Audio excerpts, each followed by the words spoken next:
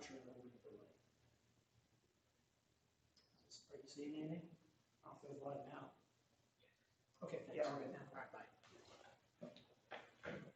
Okay, so I apologize.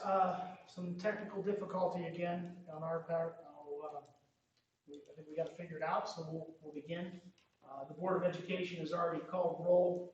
The board has also said the Pledge of Allegiance, and then we start the superintendent's report. And also reminded our community that if you are watching live and you have a question that you would like addressed during public participation, we'll do our best to get you an answer. Just please type that question in the chat feature of the broadcast, and then when we get to the public participation point, we'll read it and do our best to answer it at that moment.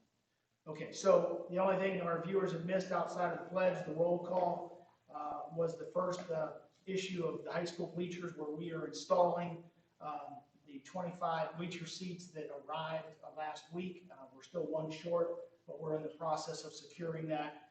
Even though we are one short, that will not stop us from using those bleachers and physical distancing from this point forward.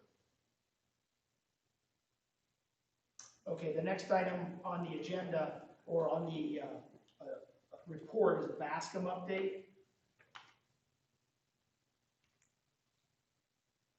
I'm not sure. I'm finding out why we apparently have a frozen picture. Yeah. Not sure why that is.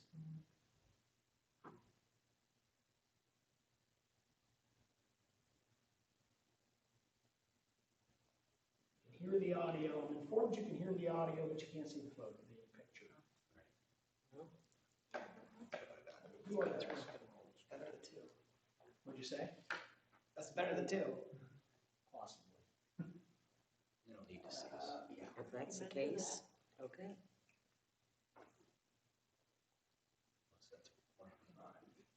So we'll continue to rely on our tech coordinator who's remote to let us know. It looks like, it says here we have an excellent connection, Mr. Calderwood, and it's live streaming. So not sure if you're still getting a frozen video or not, but we know we have audio. So if we're still remaining the same, please let me know.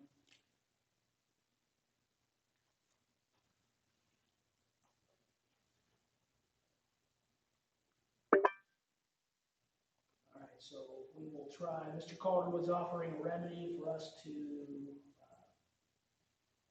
exit out. When it works, it's great. And when it doesn't come up and say, reboot, reinstall. Okay, we should be live again.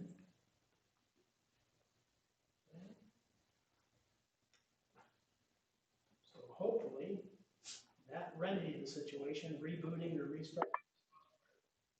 And I'm informed we now have video and sound. So, okay, let's third time is the charm. Okay, so as far as Bascom is concerned, the one, everything's pretty much finalized. We've got a final punch list that, we're working on. We still need to take the camera project that we started with the Bureau of Workers' School Security Grant and finish that now that the office is done. So we've reached out to 21st Century, who did that work for the grant, and we're going to have them come out and integrate it so that the camera security system, which we upgraded for more cameras and a better software and new server, is now going to be accessible to the principal in the office environment. And right now that is not operable. All the hardware and the wiring is in place, but we have to make final connections. We did pass final inspection, although there was one hiccup in the inspection. We had to get the fire alarm system tested.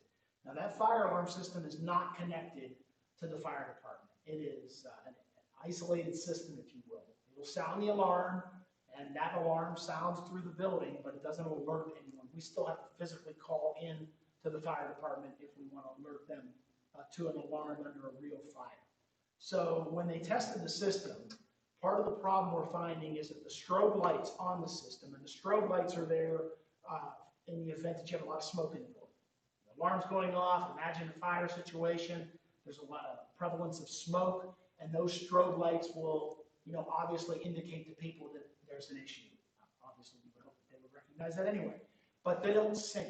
And I don't know in full detail, I wasn't there at the time of inspection, Mr. Cemento was, as well as the architect and the contractor, our electrician. But in essence, the inspector had the fire chief on premise. They are giving us an occupancy permit. They have no problem with us being in the building.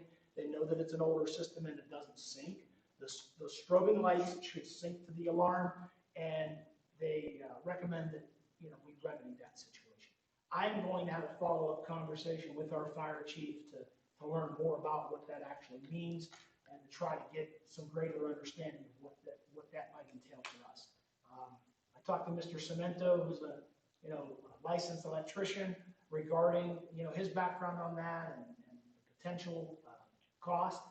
That won't be a cheap fix. So I'm going to get into information gathering mode and like I said, gather some research information with the fire chief and the building department, the inspector, and find out what that entails and see if I can get you some information on that. The strobes, like, they work, they just don't sync with each other? Is that what's going on?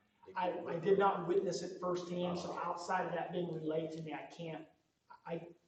My guess is that what you're saying is accurate. Okay. But I don't know what that. I can't wrap my head around it. I don't know what that looks like. I just wonder, some of those are old. They may, may take something to update those to get And them to that's sync. basically what they're recommending is that we update the system because it is antiquated. Yeah. So, and in a building that old, that could very well be the original fire alarm system. So, Some of them are. yeah. Because I can't imagine some of the remodeling that we've done in the time in the past would have resulted in that fire alarm system being upgraded. Not that I can recall. And it doesn't have a suppression system, so we don't have to worry about that. You're not going to get, any sprinkler system. That's, again, predates the building code. Right. So since we're not up to code, we need to do some fact finding and see what it would entail to maybe update that system. The water fountains are in the complex. All the bubblers have been locked down. That was prior to the start of school.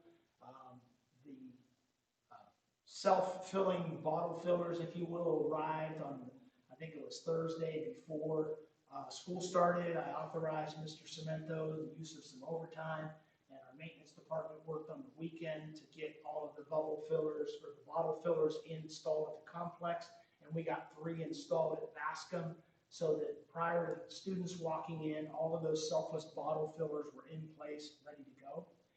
However, we had on back order 3 separate fountains, and those fountains are the 2 that are in the Bascom gym and the one that's outside the hallway.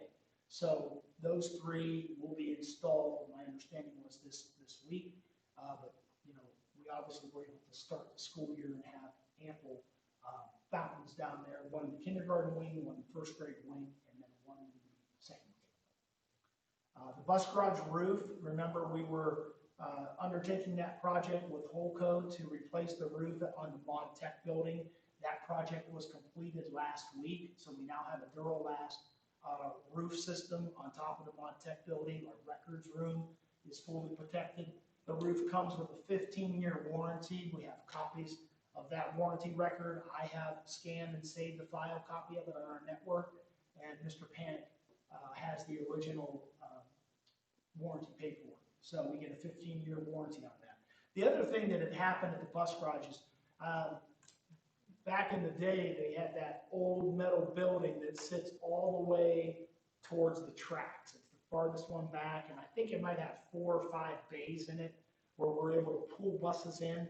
And it's of an architectural design where the valley of the 2 peaks come together in the middle of the garage. And so that valley over time has sprung a number of leaks. And so it drips down and has dripped on the buses. Right where the buses pull in, the bumper's there, and we plug it in the winter for battery charging. And so even when they're not plugged in, when it's just sitting there, that water and that moisture over time has moved around and caused connection issues, corrosive issues on those bus bumpers. So we asked Holco when they were out to take a look at that, when they did a site visit with us in late July, or maybe it was mid-July, and then they gave us a quote. And so it was about, I think it ended up being about $3,200 was the quote to fix that valley. And then when they came out on site, they realized they had to make some adaptations to the way the water drained. And I guess it would be in the not the valley part, but the actual downspout systems. And so for a couple $100 more, I think Mr. Cemento told me it was about a $300 on-site charge. He approved a redesign on the way they flowed that water. So that'll be billed to us all in one bill. But we got the valley fixed and the ModTech roof is completely replaced. The telescopic seating to the auditorium, we were not able to get that. We used the auditorium seating for a staff meeting our first day of school when we had teachers here. This was when the teachers reported, not students. And then we used that extra space for physical distancing with our staff. However, when we went to put the seats back, we've had some problems sometimes the way those seats are set up with the braces and the brackets and the way it rolls out, getting it to go back in straight. This is something we've struggled with for a long period of time. However, not being able to get it back in, we've contacted Farnham, which is the company that services it, and Mr. Cemento informed me that they will be sending up a technician, I believe it's this Friday, to take a look. So if you were out there, you noticed the seats are a little bit askew. We can't get them to close completely, and we're going to hopefully get that remedied soon. The Hall of Fame enclosure has arrived. It came last week. And then our maintenance department put up the interior shell that the enclosure will be screwed onto. We're going to use UC Graphics to produce the vinyl wrap. They will come out and wrap it, and then we will hang the interactive display as well as encase it with the wrap and the enclosure, and then we will screw that wrap to the brackets that are on the wall. And then to the right of and I shared with you that picture, that representation, to the right of the display will be the placards that we hang on the wall that list the induction class by the year that they were inducted. So we'll have some prior LaBrae Alumni Hall of Fame inductee lists as well as the new lists moving forward. And being that they are about 8-inch placards, we have plenty of space on that wall and the wall across from the athletic locker room hallway for expansion. So far beyond the time that any of us are still here, walking this earth, we will have plenty of space to add digitally future Hall of Fame inductees as well as those that putting them up on the display. Because some community members that were on our team felt that they wanted to be able to visually see the list of people inducted. They felt there would be some value in that, not just putting it on the digital display where maybe only 3 or 4 people can be gathered around it at a time. And then one of the best features of the digital interactive display is that is stored on the cloud. And so that is live on our website every single day. So you don't even have to be physically in front of that display to see the material and the content management that'll be in it. So we've been meeting, probably had about 4 meetings that are onboarding meetings with the company, sharing with them pictures, information that we have. It's a slow process, but they're doing a great job, and I really appreciate the way that they've tried to schedule meetings. At least, they wanted to go every week, but that was just a little too much at this time of year, so we tried to space it out a little bit. So we'll have a few more of those before we get it to be live, but we meet again, I think I meet with them tomorrow, myself and Mr. Rowe and Mr. Calderwood, and we kind of look at the content that they've put together and how that's coming along. So the more content we give them, then they go back, they edit it, they put it into formats and design, and then they share that with us, and then when we go live, it'll be live on the display and live on the internet. Also reached out to Myers Equipment. Myers Equipment is the people that we buy our buses from, and they are out in Canfield. I had not heard back from them today, but we've reached out to try to find out what the expected delivery date will be for the new bus. Remember, we ordered a new bus. We had a $56,000 at the ballpark figure grant from the state for purchasing new buses. We chipped in about 31, 32, and Myers originally told me in June, I think it was, when we were checking on the timing of the order, that we would expect it in the fall. But naturally, during the spring shutdown, you had a lot of factories that are all behind the 8 ball and backlogged with their manufacturing processes. So I'm sure that they've ramped up this summer, and hopefully we'll find out if that's to come this month or if we can expect it in October or sometime later than that. But currently running 8 buses We have, I think, one smaller bus that we wouldn't mind replacing with a 77 passenger bus. As far as students are concerned, you're aware, and we try to inform our community about the summer meals extension. Every student in the district can eat for free, and that's a lunch and a breakfast. We started today our free lunch pickup for all of our virtual learners. Well, if they want, they can register. We'll leave that registration open. They can come in between the hours of 12:45 and 1:45 at the event entrance, and they pick up the number of lunches that they've requested. I think on today's date with the Scarlet cohort and the virtual learners together, we were about 30, and tomorrow, as of earlier today, we were about 45. So that is a day-to-day number based on the cohort and based on the daily pickups for our virtual learners. And for Friday, our cafeteria just has to know who's the cohort in attendance. The virtual learners don't change, but the cohort for the attendance does. And then we will produce those meals for pickup accordingly. And that is through the 31st. So we'll see if that gets extended, but as of right now, it won't. We have to play based on the fact that that's the money that's available. And we've communicated to our families that they still need to fill out a free and reduced lunch application, because those numbers are critical to determining your federal share of things like title funds and grant funds that become available, as well as state share index and special ed funding, and things of those matter. And even a new school funding formula that was last bantered about a year ago is got some economically disadvantaged data in it that's important to the district. So that's why we've tried to stress to our families to please fill out the free and reduced lunch app and submit it. As far as the virtual learning program is concerned, we were able to get that fully functioning. And what I mean by functioning is it's operable. All accounts have been created. The parents have been emailed their accounts. And then naturally getting those parents and students on. We've had a number of growing pains, maybe a dozen or so that I'm aware of that we've been working through. I met with a parent today trying to help them work through some technology. We've got teachers helping the families as well. And as I've tried to indicate, and I think I copied you on some emails a lot last week because I wanted you guys as board members to be in the know. So I've line copied you on all the emails that I sent out so that you could see what parents were being told. And on Friday, we really got a grasp of some of the things they were struggling with. For example, the use of Microsoft Office or Word, and people thinking that they needed that in order to use the system. And so we gave them a workaround. But we also, in the process, had a teacher, Mrs. Sarich, discovered that there's free educational accounts out there for Microsoft Office 365, and that you can do that and sign up for it using your LaBrae school email address. Now, it's a watered-down version. It's a free copy, so you're not getting all the bells and whistles that typically come with the purchased Office 365, but it will work if a family chooses to do that. But a family does not have to choose to do that. They can use Chrome.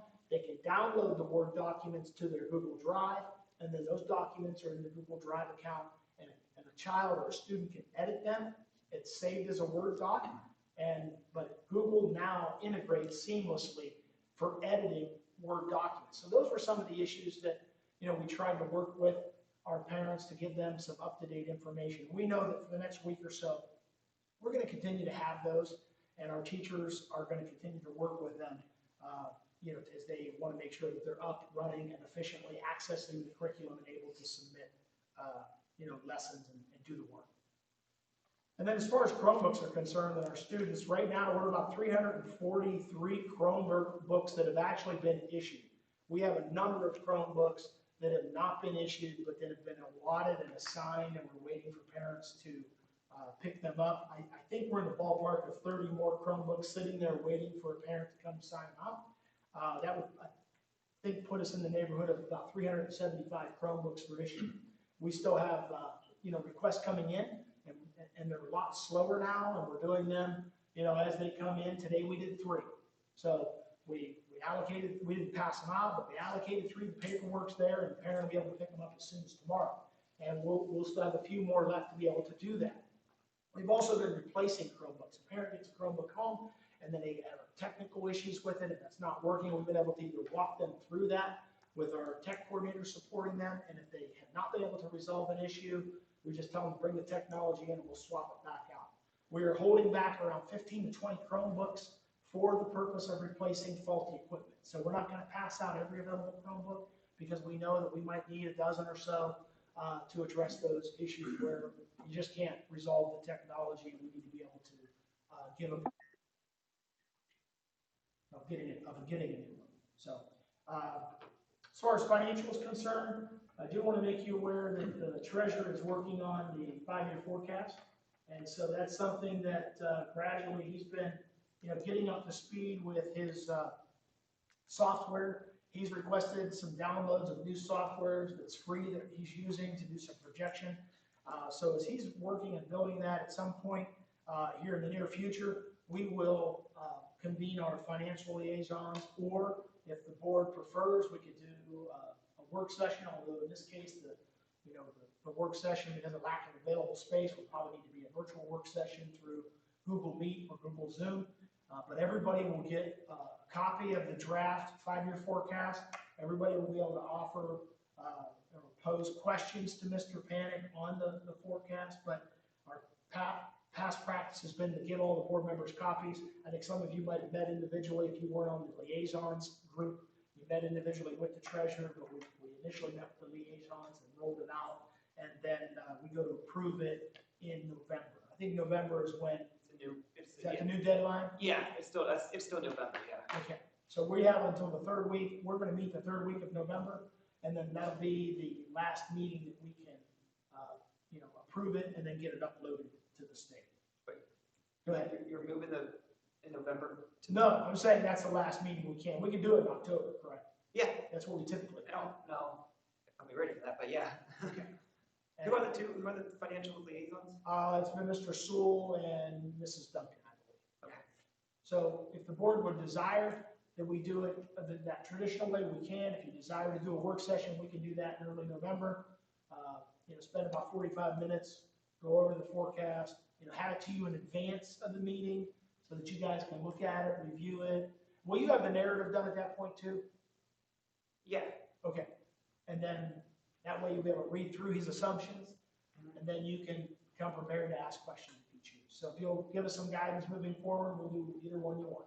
I think, meeting with financial liaisons like we did before is good, but also open it so each other board member can still go on individually and ask their own questions. Okay. I think it might be better than having a Zoom, Google Meet.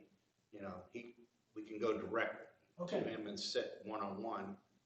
Maybe 1 and 2, but yeah, the other ones can go one-on-one with Brad, and that they can still create. It's enough social distance in his office. They can meet and go over it individually if they feel like sure. they Yeah, they need more can information. use the board conference room. That's not an issue. Yeah. Okay. Yeah, we can move forward doing that. And then as far as the only miscellaneous thing is that our next meeting is October 12th, 2020. If anybody's got any questions, feel free to shoot, and we'll address them if you have any concerns or questions relative to things in the district. Okay, we'll move on to public. Sorry. I had one thing. I was wondering about our schedule, whether we're gonna, how long we're locked into doing the schedule of 2 days on, 3 days off with the kids, Sure. and the various other things, or if, or what the state mandates are, or local, or just what the parameters on. I had some folks asking about. Okay. Yeah, one of the things that, and I think I'm the source of some confusion that might be prevalent in our community. And the reason behind that is because when we roll out our plan, I thought it would be a good idea to give a framework that people could, a lot of times in learning, you want to be able to make connections where there's a visual. So I thought it might be a good idea to say that the state's alerting system is a good framework that could give people an idea of how we might move in and out of attendance models.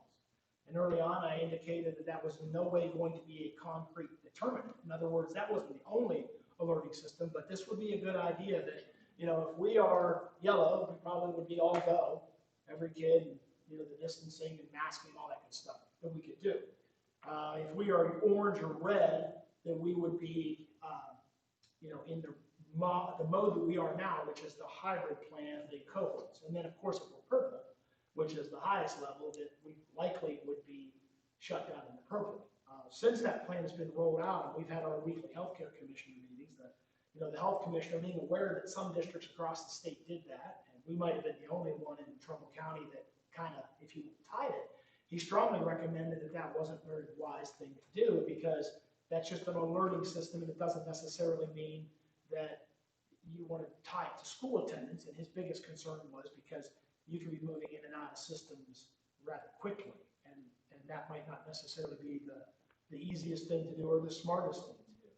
And so as we had those conversations, I went back and then I edited our plan on the website to include, and if you looked at it recently, it would basically allude to the fact that any decision to move in and out of those models is going to be in consultation with the Department of Health and health professionals. Because as we've had conversations with the health commissioner regarding the expectation of the governor's protocols, the one thing that they've stressed is the social distancing.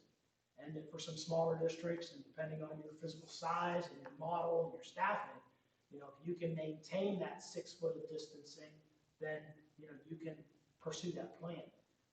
There are a number of us in the county that are not confident that we can pursue or maintain that 6 foot of distancing.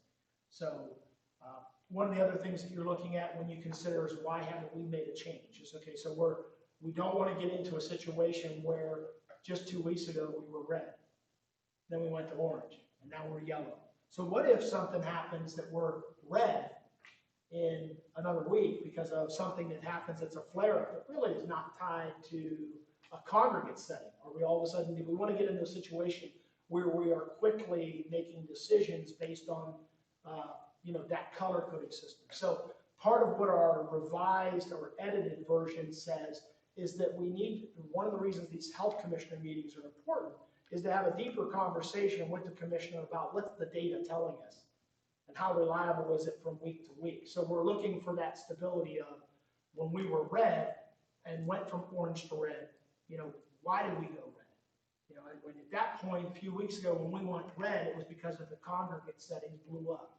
And we had a couple congregate settings that got the county flagged and forced us into red.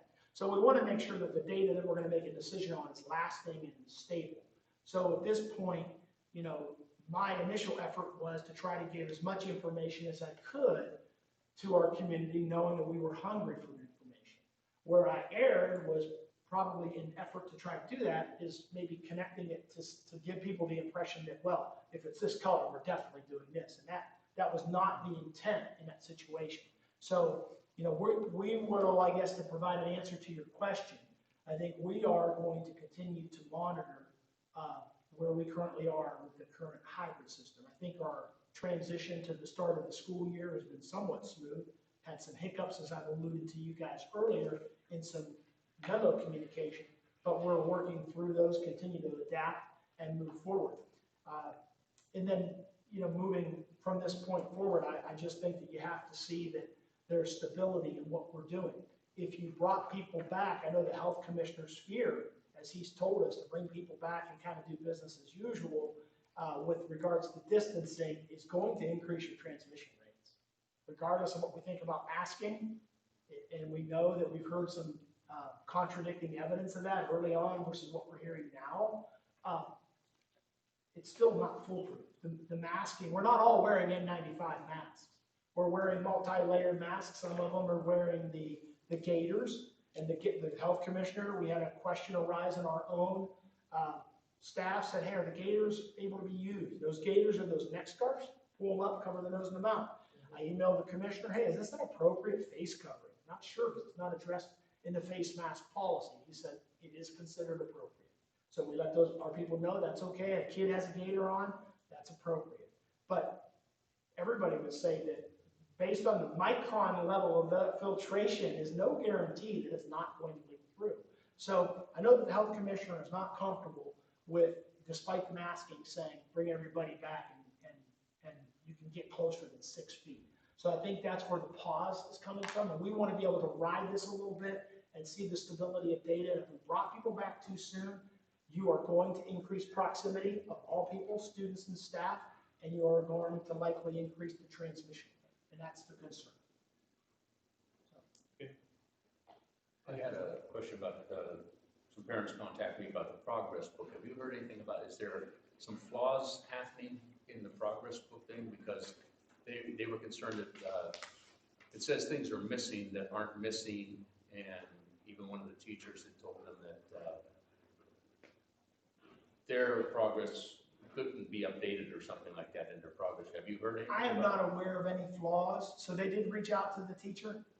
Yeah. Okay, all right. Without any specifics, you're just saying things not appearing that maybe had. Well, it actually says missing on something that was a week ago or something like that, that they said that they had turned in, and then the teacher told them that they, Did it ever get entered or not? Do you know? No. Did they say? no, Okay. that was just today that somebody. Oh, okay. said I would something. think that there'd have to be some follow-up with that teacher or check it again in the day or two and see if it got, entered. And if it's still not there, it still is missing. I don't know if that's a teacher issue or if it's a tech issue. I'm not aware of any tech issues. Okay. Okay. Just checking. But yeah, that would be news to me. And all of them were using the classroom, right? Google Classroom. Google all Classroom, teachers right. Throughout the system.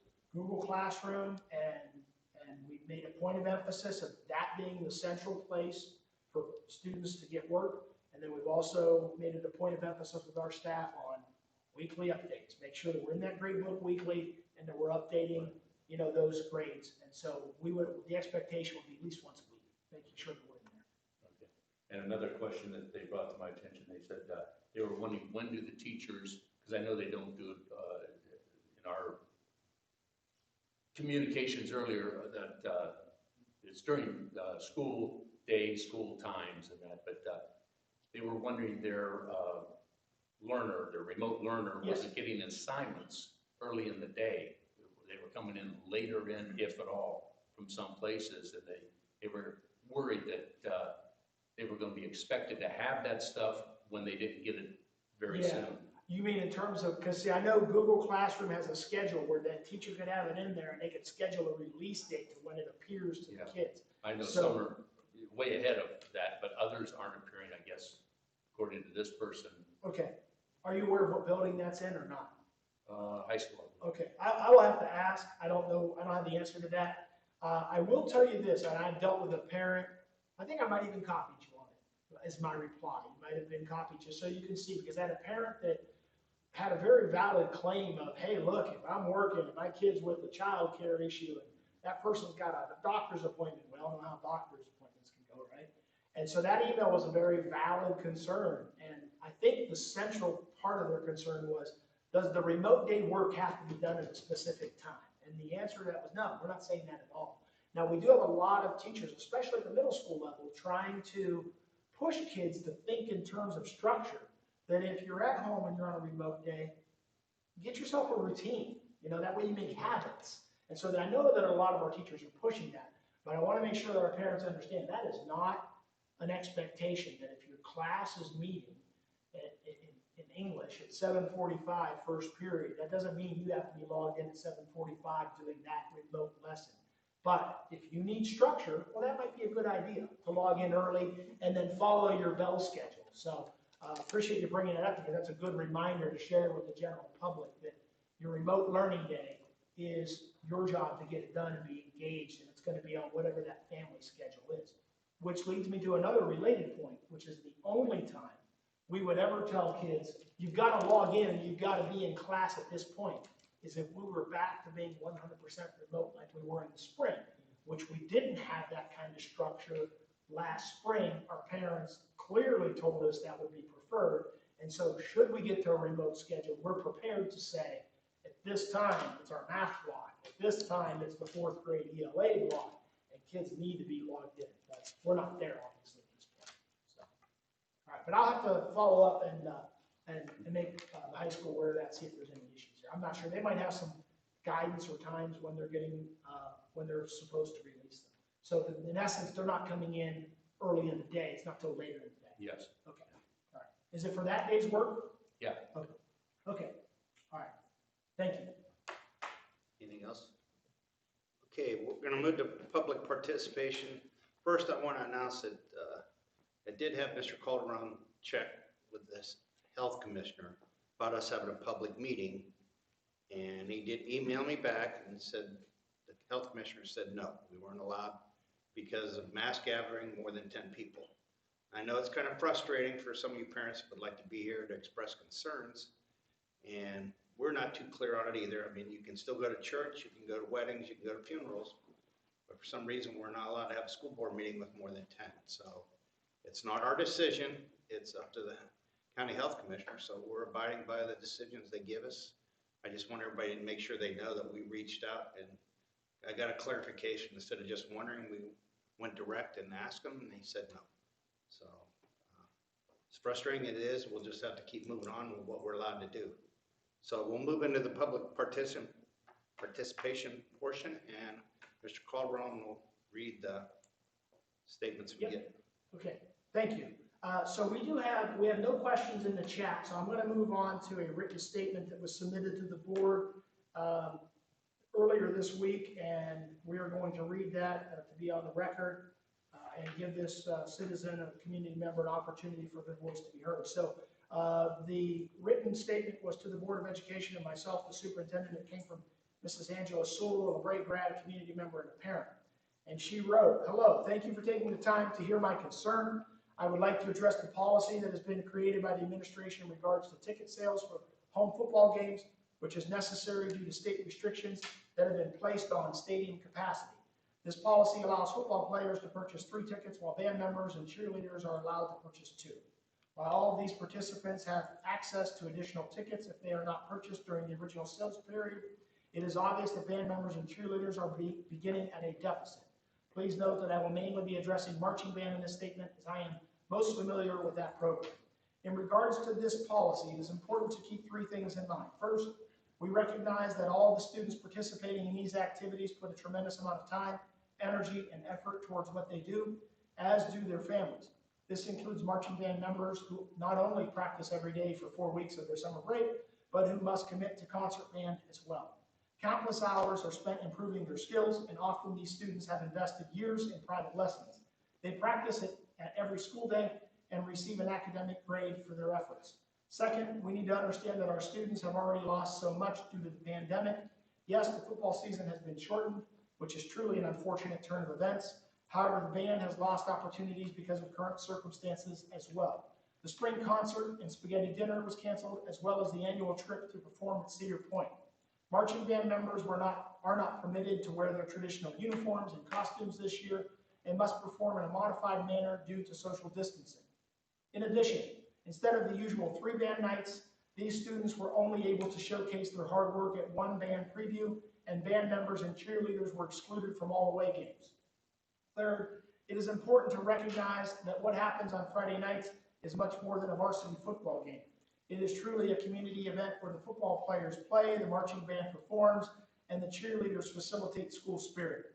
Fans come to witness all of those things, as well as to socialize and be a part of the school community. With these things in mind, let us look at the numbers. As the policy currently stands, football players have the opportunity to purchase 3 tickets to all 7 scheduled football games, for a total of 21 opportunities for their members or their families to watch them play and support them. Band members have the opportunity to purchase a total of 9 tickets, which includes the 3 that were allotted for the band preview. Cheerleaders are able to purchase 6.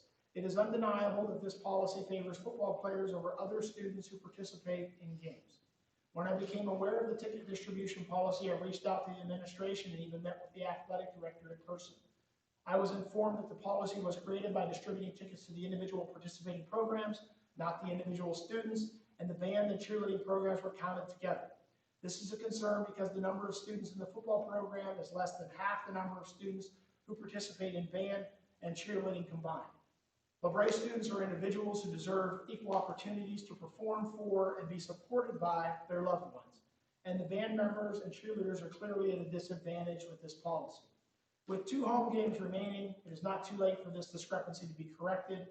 Tickets should be redistributed so that all participants receive the opportunity to purchase an equal number during the initial sales period, with an extra being allotted to seniors across all programs. Once the initial sales period is ended, the extra tickets can be offered to those who would like to purchase them, as was done for the first home game. In closing, while the administration is unable to control the regulations set forth by the state and the county, they do have the ability to assure that our students are treated fairly within the district even during this difficult time. Thank you for taking the time to hear my concern and address this issue. Any comments? I think it was well written. And I see what she's saying about possible discrepancy in the numbers of tickets based on the numbers of football players compared to the numbers of band people. I think that's a legitimate. And I think one of the other things I mentioned to some were not only about the games, but sometimes you may have more than one student. Like if you have 2 football players, you're actually getting double the tickets where, one, they're seeing the same game, but now they're getting the double the tickets for others to come. So I don't know if that was addressed or not. So I think that is probably another concern in the whole distribution. Is there going to be anything done about a change for the last 2 I don't believe that's, the distribution model is going to be redistributed or reconsidered in terms of, as I indicated to the board previously, with 120 tickets being allotted, the first game we had 70 that were used. So there were 50 unused tickets. And I think from talking to Mr. Rowe and Mr. Starkey, there's not a belief that there's not enough tickets to go around. So I know on the surface and everything that is being said here, there's definitely a perception of things not being equal. And as I've said to a number of people, I think the equality versus equity debate is a very slippery slope because both sides will be able to make an argument. I do want to remind everybody that when the governor permitted sports, very quickly, leagues across the county and across the state had to come together and say, how are we handling these tickets? How are we handling traveling from game to game? And the decision was made very early on by our league that if we did have contests because of attendance, social distancing, and varying seating capacities, there would be no band or cheer at those contests on away games. So that was a decision that was made prior to by the superintendents of the league because there was a lot of concern. There was even discussion, do we let JV cheer at home games? And some superintendents expressed the concern that when that child is participating at a varsity game, but they're the JV cheerleader, what is that going to do to our attendance numbers? Because a lot of the concern was the stadiums having varying capacities. And so our athletic directors, right or wrong, came out of that meeting saying, how are we going to manage visiting tickets? And there was and a lot of those ticket numbers were based on what all the different capacities were for the different venues. And so that's why the ticket numbers are different for each team. And so our 120 was part of a broader goal of the directors to say it's manageable if we have that same number, whether you're home or whether you're away, so that we're working from the same list. So I wasn't part of those conversations, but I think that that's what I understand as the central issue is that when that decision making was being made, that it was all based on capacity, trying to practice social distancing. And so out of that decision, Mr. Rose said 120 here, we got 120 over here. And yes, on a per person basis, it doesn't look equal. I know that the perception is that that's not fair. But one of the things that I don't want to be lost is that we were more than willing week to week to make sure we manage our ticket process, that if there's people that want tickets, we want to do everything within our power to make sure unused tickets don't go unused. And we'll do that week to week. I know Mr. Rowe, for example, I don't know if he did it this week, or I know we didn't do it last week, we're up the road, but we've talked about, do we bump up that deadline to Thursday? Did we do that? It was on final forms Okay, today. so he sent out a final form today, Today, bumping that deadline up to Thursday so that we had more time to look at the unused count so that we can reach back out with another message that, You have to commit by Wednesday or Okay. send him an email. and then buy them on Thursday. And if you don't commit to or send him an email by Wednesday, Thursday, it's pregame for what's left. And we've had some other discussions in terms of how we might not necessarily redistribute the tickets, but how do we get someone a chance to view something if they are being excluded? And so right now, those are conversations we'll still have, but in terms of a ticket redistribution, I don't see that being changed at all. Is this something that could have been brought before the athletic council, rather than just put it all on Mr. Rowe's shoulders to come up with? Because I've been the liaison for 7 Yep. years to the athletic council, and we've never had a meeting Sure. in 7 years. I don't think you couldn't have done that, but I would say time was of the essence because we had games that week. And so, and the athletic directors were literally scrambling, I can tell you that. I mean, there was some idea of how we might handle some things, but then it became, not only did we have this idea, we were waiting on a governor's and a director of health order to say, here's all the safety protocols you have to do at your venues as well. So there was, I think, a lot of planning that had to be done in a short period of time. Wasn't the most enviable situation, but a lot of times anything done in haste could be, in hindsight, reconsidered. But you wouldn't be locked into it either. You can adjust and make changes. You don't have to, just because that was the first decision made, maybe it's right, maybe it's not, but could have been looked into even after that first game, since we knew there was a problem. Quite possibly, yes. Right. I mean, I think the problem is that people feel that it's not equal. And I think there's an argument to be made for that. I believe so. However, the other question is the demand for tickets there? And the argument can be made that with 50 tickets not used, maybe the demand wasn't there. If it's there, then it's really a problem. Right now, is it possibly a problem of perception without 50 tickets being used? And that's where I say that the debate between equality versus equity is a slippery slope, because the more we have that kind of debate, it's going to divide people and segments of our community. And that's not what we're after. What we are after is saying, okay, we made some decisions. How do we have to adapt? And how can we best adapt to accommodate as many people as we can? And with 50 tickets not being used, the data doesn't show me that we have people not being able to get into the game. We'll find out again Thursday how accurate that is, and if indeed that demand is there, then we're going to have to, evaluate some other options that we've discussed to make sure that if there's band parents that want to see their kids perform, we need to be able to try to make sure we have no unused tickets and find a way to accommodate to a degree. Now, is that on a first come, first served basis, or are those like band members have first bid on them since they have the fewer tickets? Those 50 tickets that were left. Just the band allotment. Okay. Just the 120th band allotment. I don't know If they how use many, all the I'm not 50. sure how many of the football tickets were unused. I just know that. So there might have been even more than There 50 might have been tickets more, available. yeah, there might have been more. And I would almost guess that there were. Okay. Yeah, because I don't think I know you don't get every football parent, coming to a game. So we have unused tickets, and that's why we talk about ramping up that commitment, and so that we can better evaluate what's not used and who needs them, and then allocate them appropriately. So, again, if the demand is there, then yeah, we really have a problem, and we very well could this weekend, and then we would have to try to figure out, okay, if that was the demand, what can we expect moving forward so that we can accommodate? Because we Now, I do. wonder even if they knew that there were tickets available and they didn't, if they didn't know, they couldn't have applied to get them or something. But we even had band, and I want to say this, one of our biggest mistakes was communication, lack of, because we as an administrative team didn't communicate it. We kind of distributed it, and then that was it. And, as I had conversations with our administrative team, it's like, well, we learned a lesson that maybe we have to be at the forefront of communicating, how these were being distributed or what the protocols were going to be.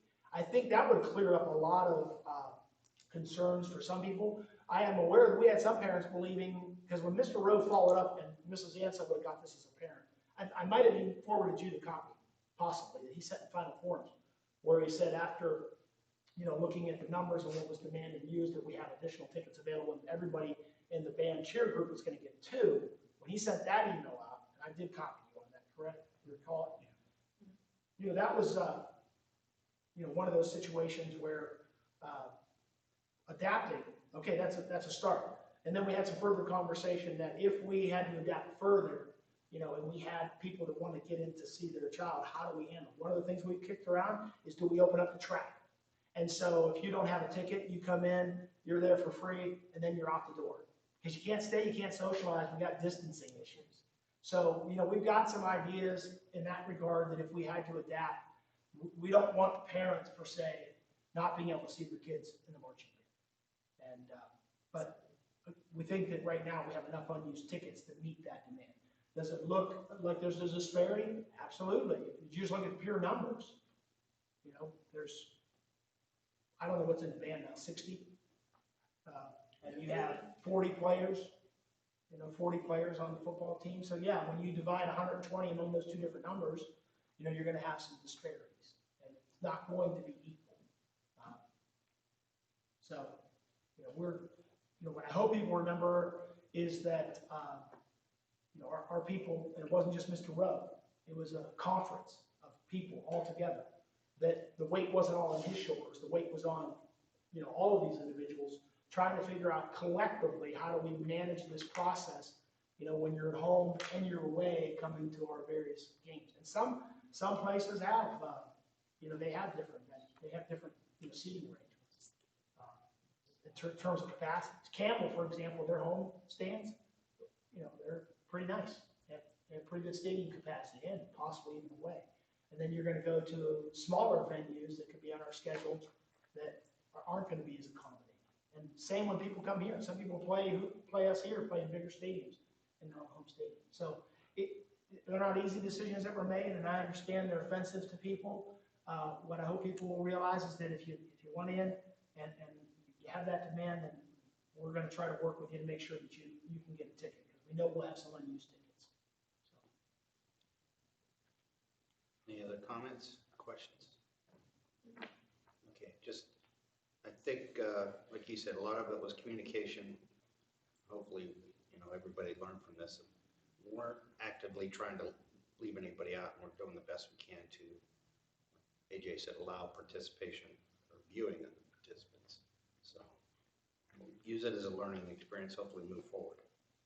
Anything else under public participation? I have nothing else. Nope. Okay, we'll move into the agenda items. I'll turn it over to Mr. Calderon again. Okay. Agenda up.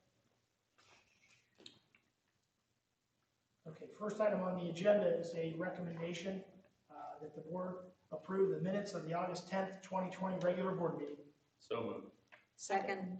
Motion by Mr. Morton, second by Mrs. Duncan. Any discussion?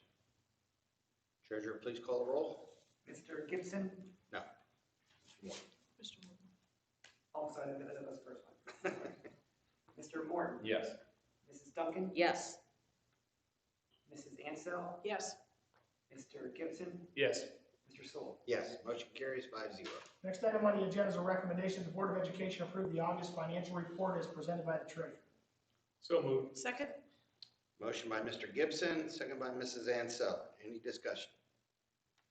Just as a reminder, we traditionally used to also pass a resolution about payment of bills. And if you remember, Mr. Panic had said at the last meeting that technically the financial report already included payment of the bills, so that we could just consolidate that and approve the financial report. So moving forward, we will follow this format by approving the financial report. So just that point of clarification. No problem. Treasurer, please call the roll. Mr. Gibson? Yes. Mrs. Ansell? Yes. Mrs. Duncan? Yes. Mr. Morton? Yes. Mr. Sewell? Yes, motion carries 5-0. Next item on the agenda is a recommendation that the Board of Education approve the following federal funds and allocation amounts. We want you to approve the 507 ESSER fund. That federal allocation was $310,538.84. And then we need you to approve the 510 fund, which was the governor's coronavirus relief fund. And that was an allocation of $59,883.46. So moved. Second? Motion by Mrs. Duncan, second by Mrs. Ansell. Any discussion? What exactly is it? Can we use that for? Well, we're using it for Anything? anything COVID related. Okay, that's what I Supplies, thought. backpack sprayers, sanitation disinfectants, PPE. plugging holes in our general fund that from the $300,000 cut that I think the Tribune even had an article in there. Yeah. all Yes, they That's what I was asking. information. That's what you have to do. But in the spring, we normally put on our list of federal funds that we participate in, and we ask you to approve them. These two funds hadn't been done yet. So we needed to, auditor's going to look for that. But the board approved the authorization of these two funds. So that's why we have to do it. Just wanted to make sure. It was like salaries too, like if we needed to hire extra custodians because of the COVID, is that it? Yeah, and primarily what we did was we budgeted for keeping some certain employees from being riffed, okay? which frees up money in your general fund that if you had to. So we didn't necessarily build it into the budget, extra money for salaries, because we did what was concrete, which is we know we have these people. We know these positions could have been subject to a RIF if we didn't have these funds. So we're going to use the Corona relief funds to keep those people employed, which was part of the original CARES package. It was an economic stimulus package to keep people working. So having done that, knowing that we plugged into the budget concrete people, if we needed to do that, we have money in the general fund that we can use for it at a much lesser expense. But yes, that would be accurate. So in a roundabout way, the answer to your question is yeah. Or yes. Treasurer, please call the roll. Mrs. Duncan? Yes. Mrs. Ansel? Yes. Mr. Morton? Yes. Mr. Gibson? Yes. Mr. Soul? Yes, motion carries 5-0. Next item on the agenda is a recommendation the board approve the following change orders from Murphy Contracting for the basket remodeling project. The $925 for replacement of the ceiling grid in the general office. That's what the main office is right now. Upon further inspection, that ceiling had some weak supports and was sagging in some areas, and they just recommended replacing it all. We had an epoxy floor finish in the toilet shower. That little shower stall, it's a half stall that we use. Was $451. And then the cost of hardware above the allowance in the original budget for $2,400, or just shy of $2,500 for $2,488.21. And then a deduction of $825 because of some ceramic not being installed in the bathroom. So that will save us $825. So we need you to authorize those before we make final payment. So moved. Second? Motion by Mr. Gibson, second by Mrs. Ansel. Any discussion? Treasurer, please call the roll. Mr. Gibson? Yes. Mrs. Ansel? Yes. Mr. Morton? Abstain. Mrs. Duncan? Yes. Mr. Soul? Yes, motion carries 4 yeses, 1 abstention. Next item on the agenda is a recommendation that the Board of Education approve the contract with BHSM for architectural services for the Bascom office remodel project. All of you have a copy of that contract. And that was something that was a COVID-related issue that I know they had dated in April but never got to us until August, and so we need your approval before we can make payment. They haven't even been invoiced. I think the invoice might have been tied in there as well. So moved. Second. Motion by Mrs. Ansel, second by Mrs. Duncan. Any discussion? Treasurer, please call the roll. Mrs. Ansel? Yes. Mrs. Duncan? Yes. Mr. Gibson? Yes. Mr. Morton? Abstain. Mr. Soul? Yes, motion carries 4 yeses, 1 abstention. Next item on the agenda is a recommendation the Board of Education accept the K-12 prevention plan of action and budget with the Trumbull County Mental Health and Recovery Board in the amount of $12,547.07. So moved. Second? Motion by Mrs. Duncan, second by Mrs. Ansel. Any discussion? Could you Sure. expand Sorry. on that? On what that- Yeah, we had Mrs. Frederick. Last year we had a grant opportunity to participate. We did completed some district surveys. They were looking for participants in drug prevention grant. And so Mrs. Frederick completed the survey for us, and she has been the person that's networked with K-12. We got the grant award, and what we're going to do is use this money for special programming through the Cadence Care Network with kids and helping kids make decisions and self-modulate their behavior and self-awareness. So we have this entire year to spend that money. Treasurer, please call the roll. Mrs. Duncan? Yes. Mrs. Ansel? Yes. Mr. Morton? Yes. Mr. Gibson? Yes. Mr. Soul? Yes, motion carries 5-0. Next item on the agenda is a recommendation the Board of Education accept the Fresh Fruit and Vegetable Program grant being allocated by the U.S. Department of Agriculture, which is contingent upon the continued availability of funds in the amount of $35,471. So moved. Second. Motion by Mr. Gibson, second by Mrs. Duncan. Any discussion? Primarily, this is an opportunity for our cafeteria department to use this money to promote the eating of fresh vegetables and fruits among our students. And I believe Mrs. Deere, our supervisor, is working with the principals, looking at a fresh fruit and vegetable cart to go around throughout the building and give out free snacks to kids. So promoting a nutritious snack. Treasurer, please call the roll. Mr. Gibson, Yes. Mrs. Duncan, Yes. Mrs. Ansell, Yes. Mr. Morton, Yes. Mr. Sole. Yes, motion carries 5-0. Next item on the agenda is a recommendation the Board of Education approve the extended participation in the Ohio Department of Education Summer Meals Program from September 3rd, 2020 through December 31st, 2020. So moved. Second. Motion by Mr. Morton, second by Mrs. Duncan. Any discussion? Treasurer, please call the roll. Mr. Morton, Yes. Mrs. Duncan, Yes. Ms. Ansell, Yes. Mr. Gibson, Yes. Mr. Sole. Yes, motion carries 5-0. Next item on the agenda is a recommendation that the Board of Education approve waiving all course instructional fees for students in the 2020-2021 school year. So moved. Second? Motion by Mr. Morton, second by Mrs. Ansell. Any discussion? How much was this going to be again? I forgot.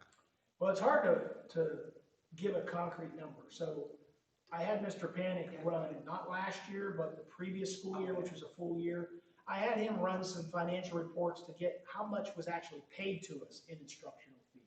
Because we do have a high free lunch Right. count. Now, your reduced lunch do not get their fees waived, but your people on a free lunch do. So we needed to find out, what did we pay in the 18-19 school year?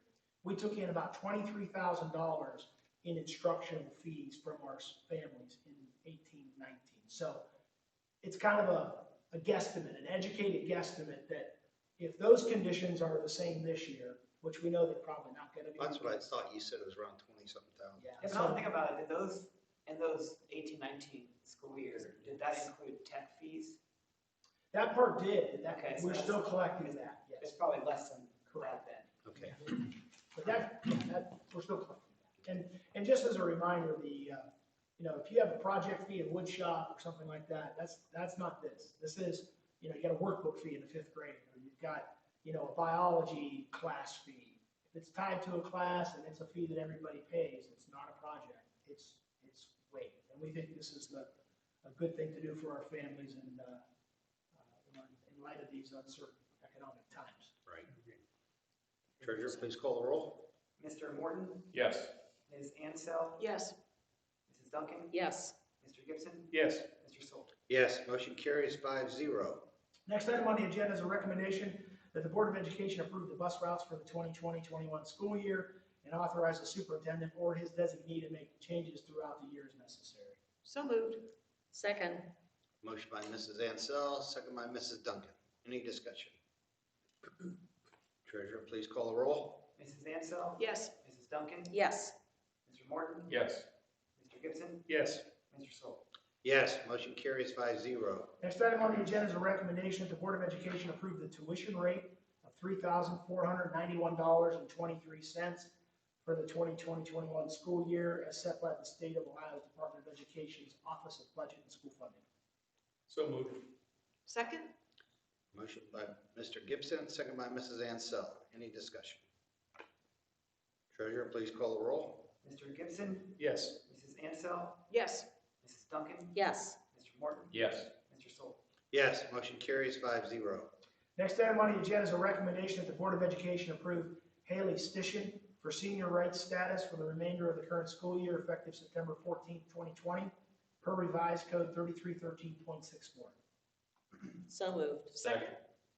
Motion by Mrs. Duncan, second by Mr. Morton. Any discussion? Treasurer, please call the roll. Mrs. Duncan, Yes. Mr. Morton. Yes.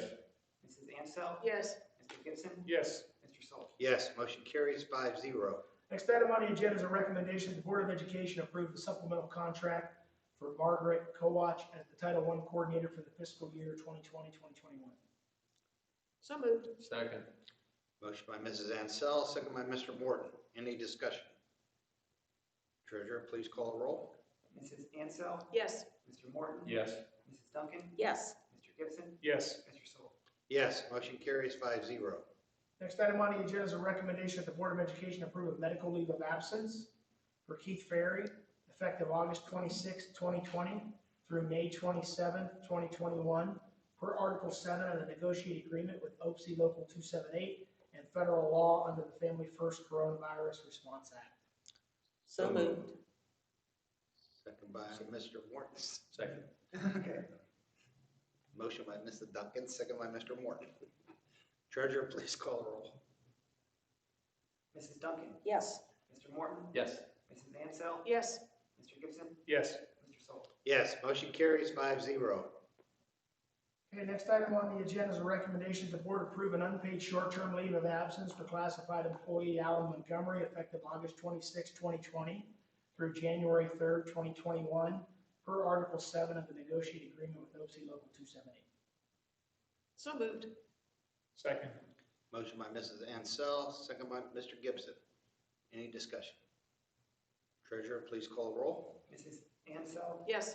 Mr. Gibson, Yes. Mrs. Duncan, Yes. Mr. Morton, Yes. Mr. Soul. Yes, motion carries 5-0. Next item on the agenda is a recommendation that the Board of Education approve the following persons who are being recommended for academic supplemental contracts effective for the current school year, and of course conditioned on the continuation of the activity as determined by orders issued by the Director of the Ohio Department of Health or the Governor of the State of Ohio, and to be paid on a pro rata basis in accord with any issuance of said order. And you see before you a list of academic supplementals from band directors to camp counselors, class advisors, detention teachers, flag line, majorette. You see the list, student council, a number of those individuals that we had not acted on back in the spring that we needed to act on this year. And of course, as far as the camp's concerned, some of those people will be, remember our MOU, get a second camp opportunity because we're going to try to do 2 camps this year, one for the 6th graders and one for the 7th graders that missed out last year. Okay. So moved. Second? Motion by Mrs. Duncan, second by Mrs. Ansell. Any discussion? Treasurer, please call the roll. Mrs. Duncan, Yes. Mrs. Ansell, Yes. Mr. Morton, Abstain. Mr. Gibson, Yes. Mr. Soul. Yes, motion carries 4 yeses, 1 abstention.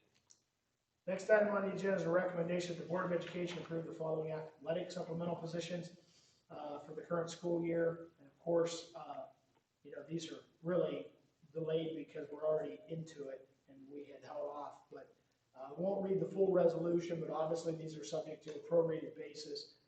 And you might be wondering, why are these athletic? Because the band director position, the varsity and varsity assistant, is not really athletics. But remember, these 2 positions, they need a pupil activity permit in order to supervise the program, because you have to be aware of CPR and you have to be aware of monitoring student wellness in the heat and knowing what heat stroke is versus fatigue and things of that nature. So we're asking you to approve the varsity band director supplemental for Mr. Steigerwald and the varsity assistant supplemental and summer duties for Mrs. Ott.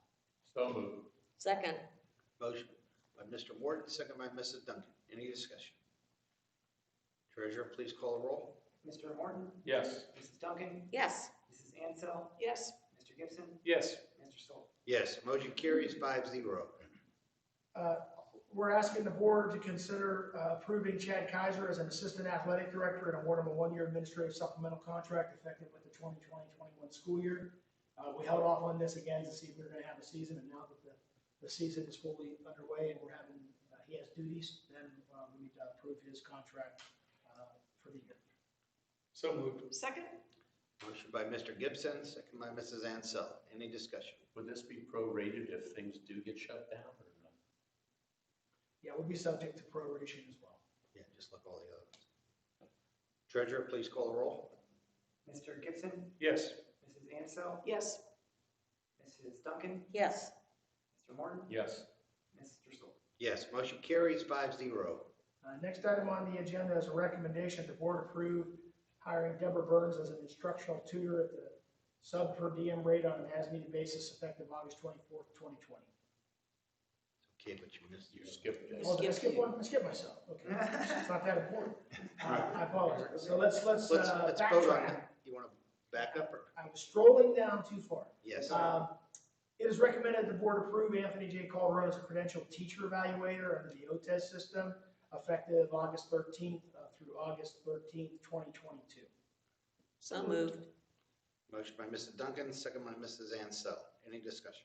Just know that I've never had to use it, and I've never been in a position where I've had to go evaluate teachers, but I believe in keeping the credential just in case that need ever arose.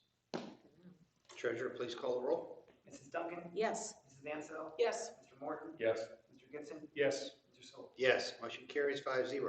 Next item on the agenda is for the Board of Education to approve hiring Deborah Burns as an instructional tutor at the sub per diem rate on an as-needed basis, effective August 24th, 2020. So moved. Second. Motion by Mrs. Ansel, second by Mr. Gibson. Any discussion? Treasurer, please call the roll. Mrs. Ansel? Yes. Mr. Gibson? Yes. Mr. Morton? Yes. Mrs. Duncan? Yes. Mr. Sewell? Yes, motion carries 5-0. The next item on the agenda is a recommendation that the board approve Renee McManus as a substitute nurse on an as-needed basis at the rate of $20 per hour, effective August 31st, 2020. So moved. Second. Motion by Mrs. Ansel, second by Mrs. Duncan. Any discussion? I would just say that we're so blessed to be able to have Mrs. McManus at our disposal because she's going for further schooling and her work schedule is not what it used to be. So we have a registered nurse who happens to be a community member and a parent. And we're so pleased to be able to, one, get Mrs. Harper in these uncertain times with trying to navigate student symptoms, a little bit of extra help. And we're glad that it's somebody that we know brings skills to the table and can do a good job for us. So we're looking forward to having her in the district. I know she's helping with some screenings early on and working out of basketball a little bit. And then, of course, when Mrs. Harper is absent, this will be the person that, many days, there's times you can't find substitute nurses. They're harder than finding substitute bus drivers. So we're excited to be able to have someone of this caliber, to help us out this school year.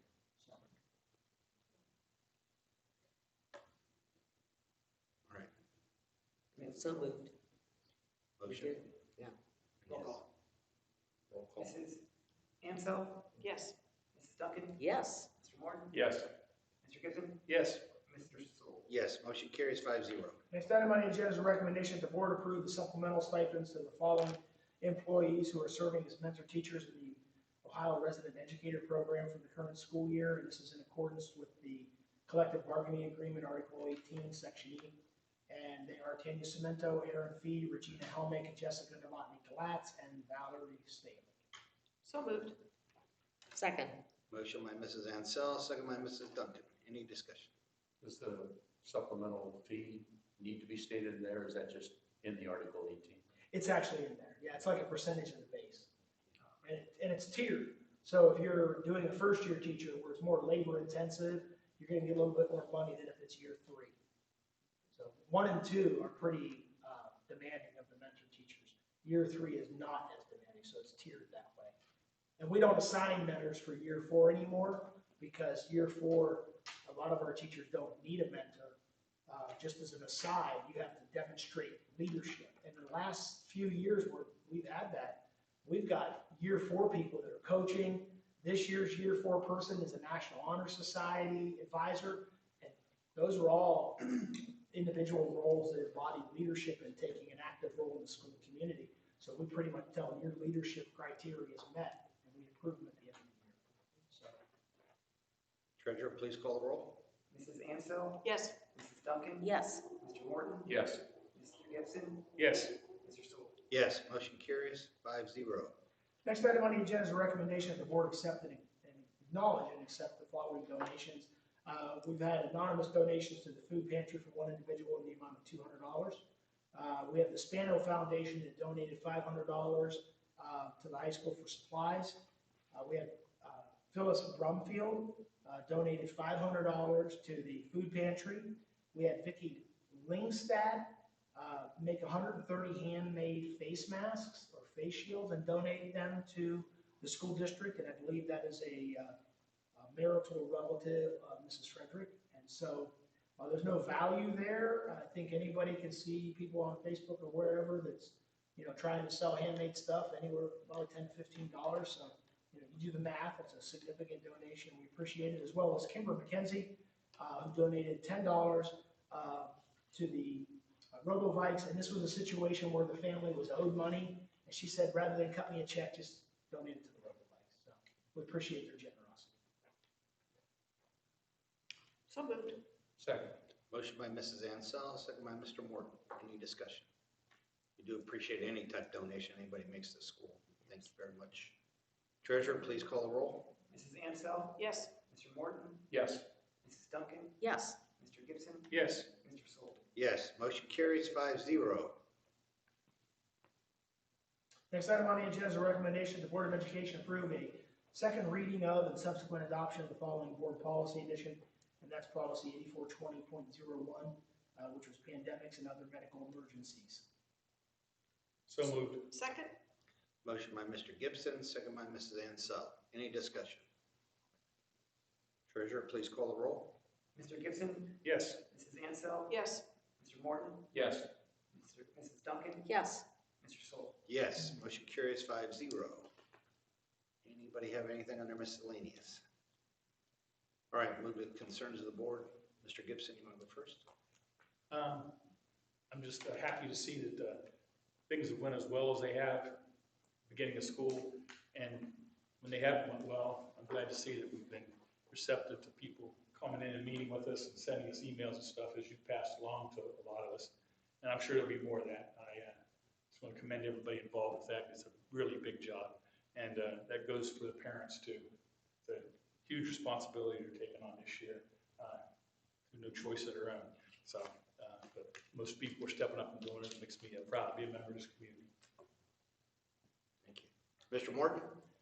Yeah, I just want to encourage the parents out there because there are a lot of questions and I get calls, I'm sure the others get calls that our email accounts are on LaBrae site that they can contact any of us. We're all open to listening and if there are concerns that can be settled through contacting teachers or counselors, if it's scheduling, if it's something to do with the class, athletics, principals, whatever, you know, I think it's good to do it in a timely fashion now, so, you know, before things build up and they get awkward, you know, that they can be settled quickly and hopefully satisfactorily to everybody. And there are going to be a lot of problems still going on, I'm sure, and a lot of questions, and not everything's going to be right the first time, and hopefully we can communicate and correct things. I would add to what Mr. Morton's saying, because I know this is the second time it's been said about the board's emails being on the website.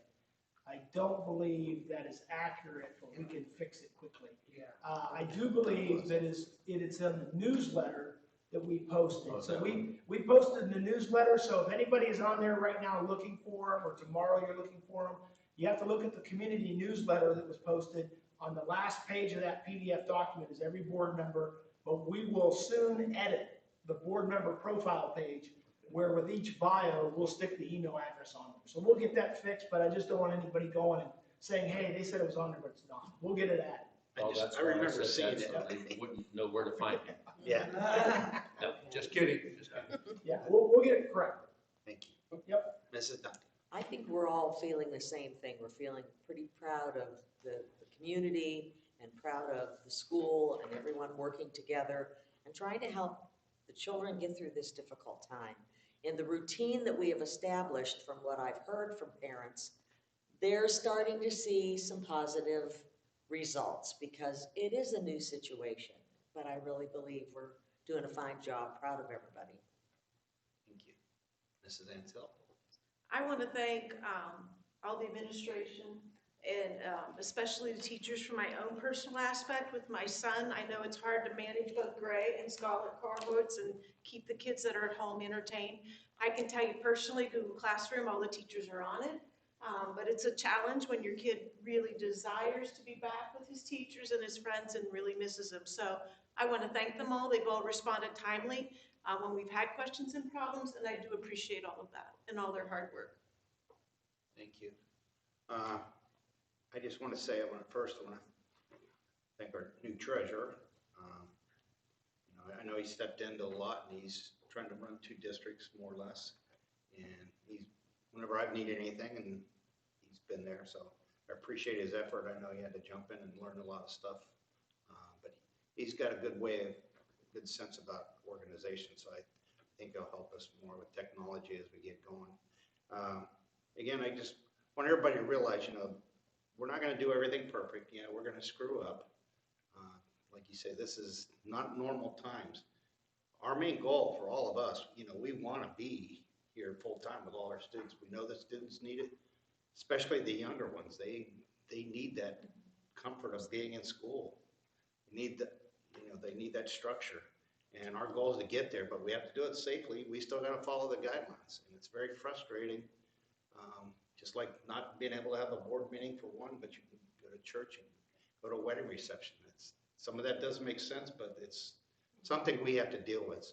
So I appreciate all of, what the administrators, the teachers, and the parents. I know it's very hard for a parent. I know I wouldn't be able to teach my kids anything right now. So I'm glad mine are older and I don't have to do anything with the grandkids. But yeah, we're gonna make mistakes. Like Mr. Wharton said, reach out. If you feel slighted somehow, we'll try to get you an answer. You may not like it, but we're not gonna shun anybody. We're gonna give you an answer. You may not like it, but it'll be an honest answer. And yeah, I just wanna thank everybody have patience. We'll get there. I need a motion to adjourn. So moved.